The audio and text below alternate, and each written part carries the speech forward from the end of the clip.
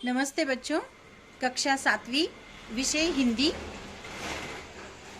पृथ्वी से अग्नि तक, छठा पाठ पृथ्वी से अग्नि तक। और इस पाठ के लेखक है डॉक्टर APJ अब्दुल कलाम। हाँ, पहले उनके बारे में हम थोड़ी जानकारी लेते हैं। लेखक के बारे में, उनका जन्म 15 अक्टूबर 1931 रामेश्वरम, तमिलनाडु में हुआ था और उनकी मृत्यु 27 जुलाई 2015 को। रचनाएं उन्होंने जो की है उसका नाम है अग्नि की उड़ान, छुआ आसमान आदि। परिचय उनका ऐसा है, डॉक्टर अब्दुल कलाम जी ने राष्ट्रपति पद को विभूषित किया है। अनमोल योगदान के लिए आपको भारत रत्न सम्मान प्राप्त हुआ है। प्रस्तुत आत्मकथा अंश में लेखक ने अग्नि के प्रक्षेपण में आने वाली कठिनाइयों, वैज्ञानिकों के अथक परिश्रम को बताया है। अग्नि क्षेपणास्त्र के बारे में यहाँ पे जो जो कठिनाइयाँ आई थी उनको, उसके बारे में लेखक ने इस पाठ में सब कुछ आपको जानकारी दी है। तो चलिए देखते हैं। बालसोर में अंतरिम परीक्षण का काम पूरा होने में अब भी कम से कम 1 साल की देर थी। हमने पृथ्वी के प्रक्षेपण के लिए श्री हरिकोटा अंतरिक्ष केंद्र में विशेष सुविधाएं स्थापित की। इनमें से एक लॉन्च पैड, ब्लॉक हाउस, नियंत्रण उपकरण तथा चलित दूरमिति केंद्र शामिल थे। जहाँ पे हरिकोटा में, बालसोर में ये काम चल रहा था, लेखक कहते हैं वहाँ पे हमने ये सारी विशेष सुविधाएं आयोजित की थी। उनमें से एक है लॉन्च पैड, ब्लॉक हाउस और नियंत्रण तथा उपकरण चलित दूरमिति केंद्र। पृथ्वी उपग्रह को 25 फरवरी 1988 को सुबह 11:23 पर छोड़ा गया। यह देश के रॉकेट विज्ञान के इतिहास में एक युगांतरकारी घटना थी। निर्देशित मिसाइलों के क्षेत्र में, यहाँ पे आपको ये चित्र दिया हुआ है, आप देख सकते हो, ये है पृथ्वी उपग्रह अग्नि। निर्देशित मिसाइलों के क्षेत्र में एक आत्मनिर्भर देश के रूप में उद्भव ने संसार के सभी विकसित देशों को विचलित कर दिया। सामर्थ्यशील नागरिक अंतरिक्ष उद्योग और व्यवहार्य मिसाइल आधारित सुरक्षा प्रणालियों ने भारत को चुनिंदा राष्ट्रों के समूह में पहुंचा दिया था। यानी कि हमारे वैज्ञानिकों ने ऐसा काम किया था, गर्व जिस पर हम कर सकते हैं, ऐसा काम उन्होंने किया था। तो उस दिन यानी को 25 फरवरी 1988 को सुबह 11:23 पर ये पृथ्वी उपग्रह हमने अंतरिक्ष में छोड़ा था और इससे सभी भारतवासियों को और सभी भारतीयों को चुनिंदा राष्ट्रों के समूह में पहुंचा दिया था। लेकिन क्या एक पृथ्वी ही पर्याप्त होगा? क्या 4-5 मिसाइल प्रणालियों का स्वदेशी विकास हमें पर्याप्त रूप से ताकतवर बना पाएगा? उसी समय अग्नि को एक टेक्नोलॉजी प्रदर्शन परियोजना के रूप में विकसित किया जा रहा था। देश के भीतर उपलब्ध समस्त संसाधनों को दांव पर लगाकर यही एक उत्तर था। यानी कि जो संसाधन, जो साधन, जो साहित्य उनके पास था, उसे उन्होंने यूज करके वहां पे ये अग्नि प्रक्षेपण का निर्माण किया था। अग्नि टीम में 500 से अधिक वैज्ञानिक थे और इन विशाल प्रक्षेपणों में अनेक संगठनों का नेटवर्क बनाया गया था। यानी कि सबने मिलकर ये काम किया हुआ था।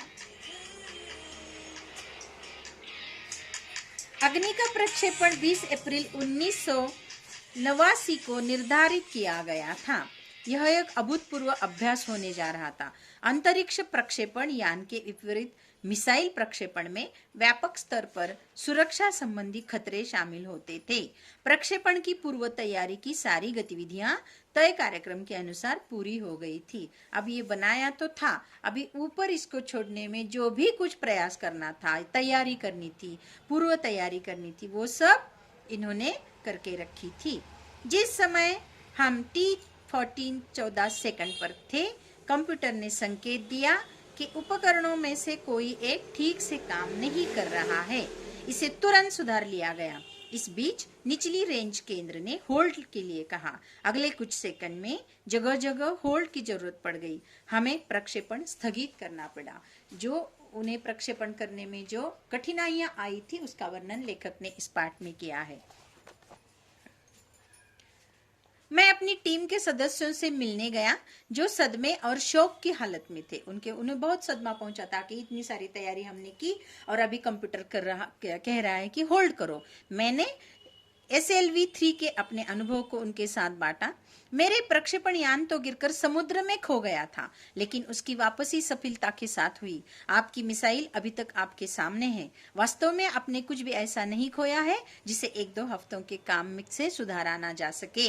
तो उन्होंने अपने सारे वैज्ञानिकों को इकट्ठा करके उन्हें मोटिवेट किया, उन्हें प्रेरणा दी कि ऐसा कुछ नहीं हुआ है जिससे आप इतना दुखी हो रहे हो। ये तो बिल्कुल छोटा सा काम है जिसे आप 1-2 हफ्ते में सुधार सकते हो।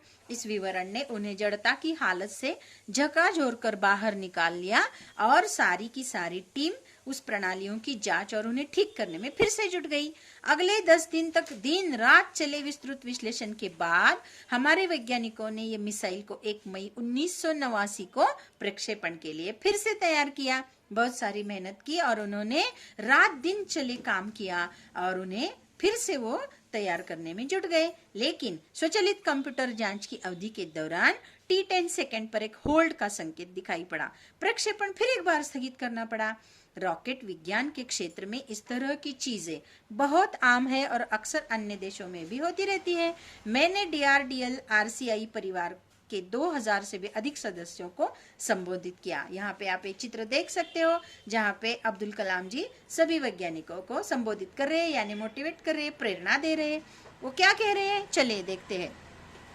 बहुत मुश्किल से हो कभी किसी प्रयोगशाला या R&D संस्थान को देश में पहली बार अग्नि जैसी प्रणाली विकसित करने का अवसर मिलता है। यह महान अवसर हमें दिया गया है। स्वाभाविक रूप से बड़े अवसर अपने साथ बराबर की चुनौतियां लेकर आते हैं। हमें हिम्मत नहीं हारनी चाहिए। समस्याओं को हमें हराने का मौका नहीं देना चाहिए। देश को हमसे सफलता से कम कुछ भी पाने का अधिकार नहीं है। आइए सफलता को लक्ष्य बनाएं। अपना संबोधन लगभग खत्म कर चुका था, लेकिन मैंने लोगों को कहते हुए पाया, मैं आपसे वादा करता हूँ महीने के खत्म होने के पहले ही अग्नि का कामयाबी से प्रक्षेपण करने के बाद हम यहाँ वापस मिलेंगे। इसी प्रकार उन्होंने उनको प्रेरणा दी और कहा कि ये हमारे साथ नहीं होता है, अक्सर कई देशों के साथ होता है, तो हमें हिम्मत नहीं हारनी चाहिए। समस्याओं को हमें नहीं हराना देना चाहिए, यानी हम समस्या को हराए। देश को हमसे सफलता से कम कुछ भी पाने का अधिकार नहीं है। यह किसी आश्चर्य से कम नहीं था कि कैसे सैकड़ों कर्मचारियों ने लगातार काम करके प्रणाली की तैयारी का काम स्वीकार्यता परीक्षणों सहित केवल 10 दिन में पूरा कर डाला।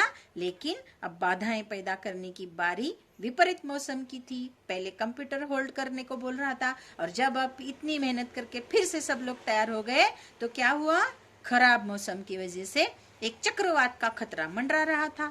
सभी कार्य केंद्र उपग्रह संचार के जरिए आपस में जुड़ गए। मौसम संबंधी आंकड़े रुक रुक कर आने लगे और 10 मिनट के अंतराल में उनकी बाढ़ सी आ गई। अतः प्रक्षेपण 22 मई 1989 के रोज निर्धारित किया गया। यह पूर्णिमा की रात थी। ज्वार के कारण लहरें किनारों से टकराकर और अधिक शोर मचा रही थी। क्या हम अग्नि के प्रक्षेपण में कल सफल होंगे? यह सवाल हमारे दिमागों में सबसे ऊपर था, लेकिन हम में से कोई भी उस सुंदर रात को जादू को खंडित नहीं करना चाहता था। एक लंबी खामोशी की वजह से तोड़ते हुए आखिरकार रक्षा मंत्री महोदय ने मुझसे पूछा, कलाम, कल तुम अग्नि की कामयाबी का जश्न मनाने के लिए मुझसे क्या उपहार चाहोगे? उन्होंने उनको देखो कैसे मोटिवेट किया। लग रहा था कि आज भी यह प्रक्षेपण नहीं हो पाएगा, लेकिन फिर भी उन्होंने पूछा कि देखिए कलाम, आप अग्नि की कामयाबी का जश्न मनाने के लिए मुझसे क्या उपहार चाहोगे? यानी उन्होंने ये बोला कि आप जरूर उनका प्रक्षेपण करोगे और उसके बारे में मैं आपको कुछ तो उपहार देना चाहता हूँ। यह एक मामूली सा सवाल था, लेकिन मैं तत्काल उसका कोई भी जवाब नहीं सोच पाया। मैं क्या चाहता था, क्या था जो मेरे पास नहीं था, कौन सी चीज मुझे और खुशी दे सकती थी? और तब मुझे जवाब मिल गया, हमें RCI में लगाने के लिए 1 लाख पौधे की जरूरत है। मैंने कहा। अगले दिन सुबह 7:10 पर अग्नि मिसाइल प्रज्वलित हो उठी। यह एक परिपूर्ण प्रक्षेपण था। सभी उड़ान मानक पूरे हुए। यह दुस्वप्न भरी नींद के बाद एक खूबसूरत सुबह में जागने जैसा था। हम अनेक कार्य केंद्रों पर 5 साल की कड़ी मेहनत के बाद लॉन्च पैड पर आए थे। पिछले 5 हफ्तों में गड़बड़ियों की एक श्रृंखला की अग्नि परीक्षा से गुजरते रहे, लेकिन अतः हमने यह करके दिखाया। बच्चों, आप ये पिक्चर देख सकते हो।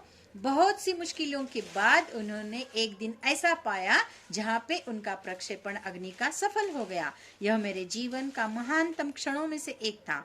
सिर्फ 600 सेकंड की भव्य उड़ान ने हमारी सारी थकान एक पल में धो डाला। सालों की मेहनत का क्या शानदार नतीजा मिला। और इसी प्रकार उन्होंने अपने सारे सहकारियों के साथ अग्नि का प्रक्षेपण करके दिखाया। तो आपको ये अगर समझ में आया है तो आपको यहाँ पे जो शब्द दिए हैं उनके अर्थ है, यहाँ पे जरा सोचो, विचार मंथन है।